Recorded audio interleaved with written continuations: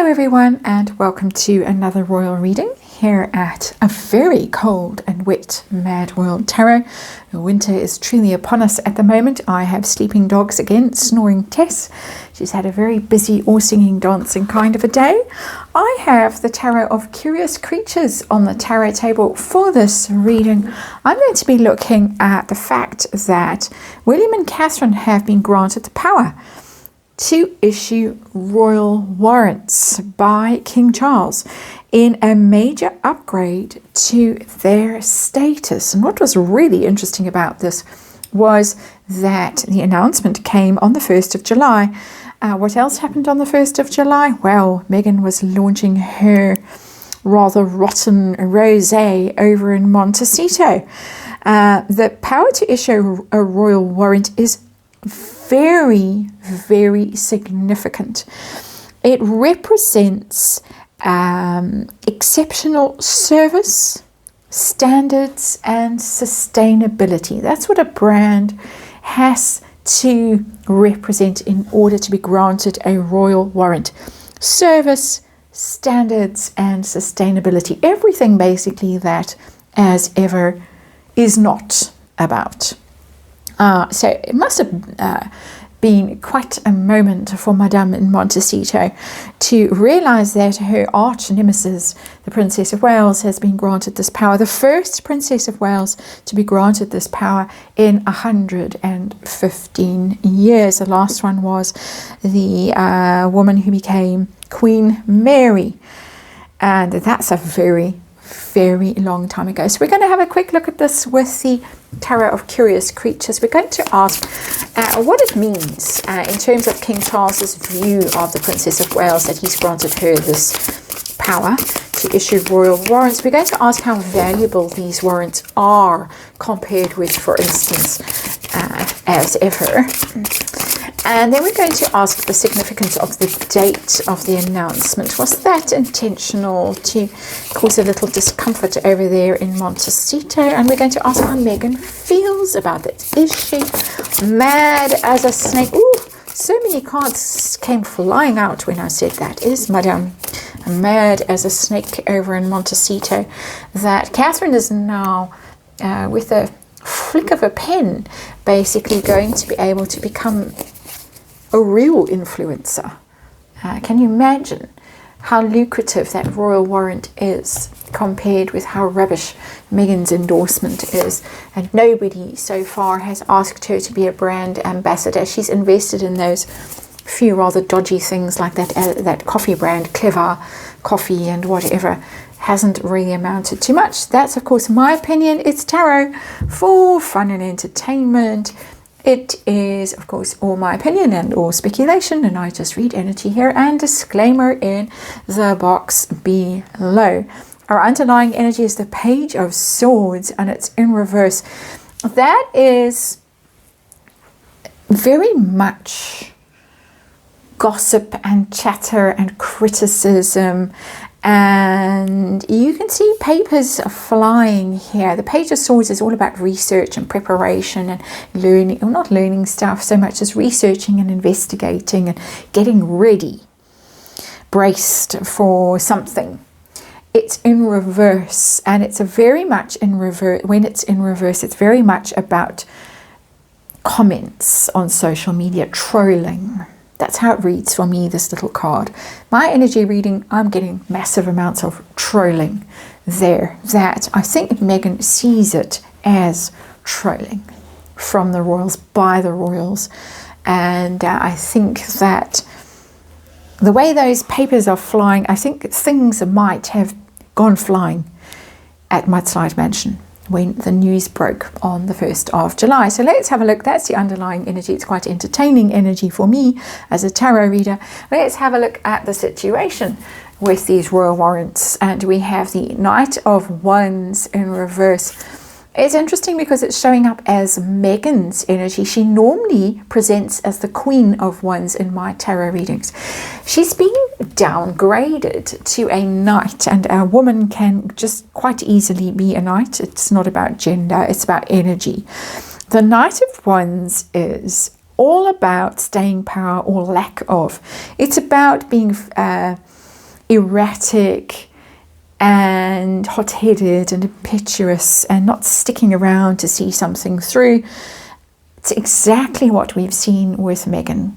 Somebody somewhere in one of the social media platforms today wrote a list of the things that Meghan has failed at, that she's tried and failed at, and it was a spectacular list, starting with her attempts to join the Foreign Service when she went to Argentina, and it went on her acting career and her attempts at royaling and her attempts at being an influencer and all the rest of it. Everything, she dabbles in things and then she gets bored, she wanders off, it doesn't succeed immediately, she loses interest and off she goes. That's Knight of Wands energy, especially when it's in reverse.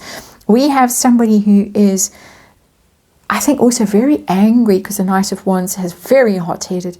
Usually it's Harry's energy, but this is her energy that's showing up for me. There's the red dress, the burst tomato dress, in case you didn't see it. And it's her. It's absolutely her. And she's furious, but it's also calling her out for her own lack of endurance, service standards and sustainability. Nothing like that in Montecito, as ever, as never, as many people are calling it now. So let's have a look. What does King Charles think about the Princess of Wales, that he has granted her this power to issue royal warrants, this prestigious warrants? I've got the Hanged Man and it's in reverse. That's so interesting.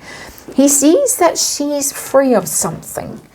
She's now able to be her own person. The Hanged Man upright is somebody who's hamstrung, powerless, victimized, punished, and it's in reverse. She's been through suffering. It's very much a card of suffering, card of punishment, card of victimization, and she's come through it. She's come through it with exceptional grace and fortitude.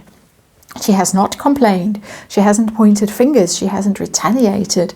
She has shown exceptional inner strength and dignity. And now she is being granted a huge, that's Tess, a huge reward. She's been given a huge amount of power. And we're going to just have to pause here to let Tess out. It's really a huge vindication for the Princess of Wales, a huge mark of respect. So, how valuable is this compared, for instance, to Meghan, Meghan's brand endorsements? Well, she's tried it. She's still trying it. Let's have a look, see what the cards want to tell us.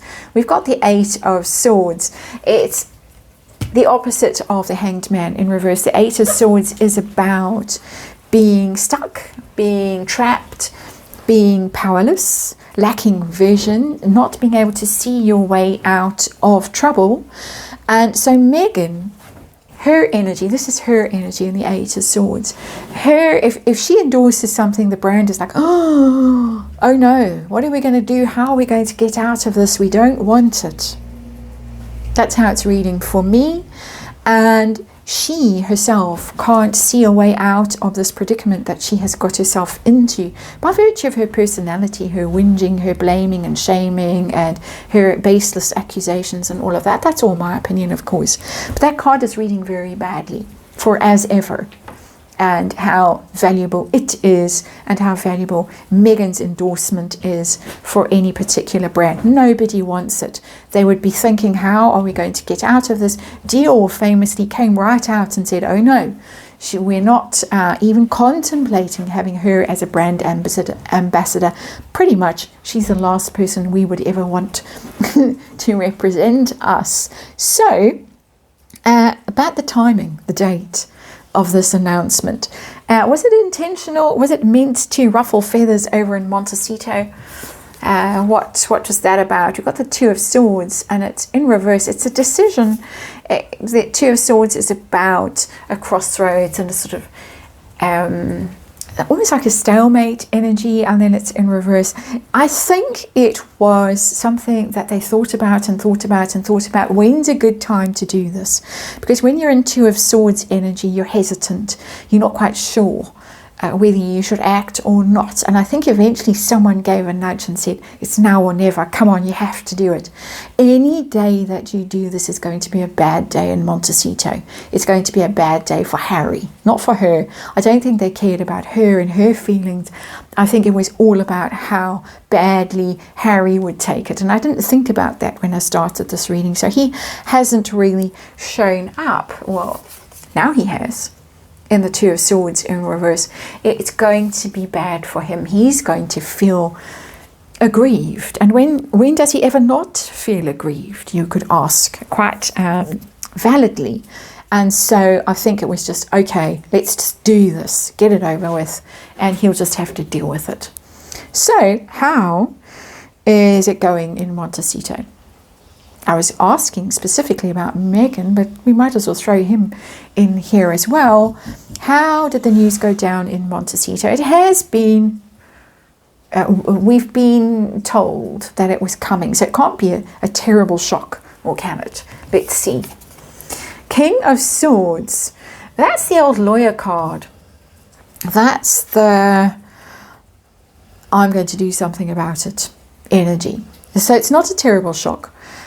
It's more, how are we going to clap back? What are we going to do? Are we going to demand that we can also do this? Because the King of Swords, as I say, is quite lawyerly. It's very intent on rights and procedures and things like that. It's strategic, it's intelligent. I have an idea we're going to get some kind of clap back. It's going to be quite obvious that Harry and Meghan are going to be fronting something or insisting or demanding. There's that kind of energy in that King of Swords. They're not going to take this lying down. They are going to retaliate. They are going to try and assert themselves, and they're going to try and get ahead of this somehow. Of course, it's never going to succeed because we know nobody wants what Meghan has to offer. 8 of Swords over there.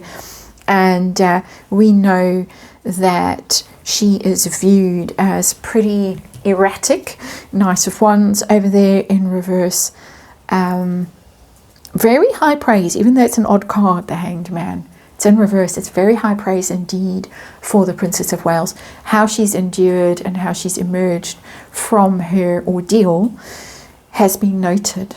And we are meant to note it as well. It's about perspective, the Hanged Man. It's about seeing things differently. I think the royals now see her, Catherine, the Princess of Wales, in a completely different light to the way they probably saw her when she first showed up as little Kate Middleton in her tiny little skirts. Those, can't remember, the kind of clothes that she wore. There was a Sloane Squarey sort of clothes, if that's the right, it's dredging, going back 20 whatever years now. It's a long time, but they see her quite differently. And so there you have it. That's the reading. Thank you for watching, and I'll see you on the next one.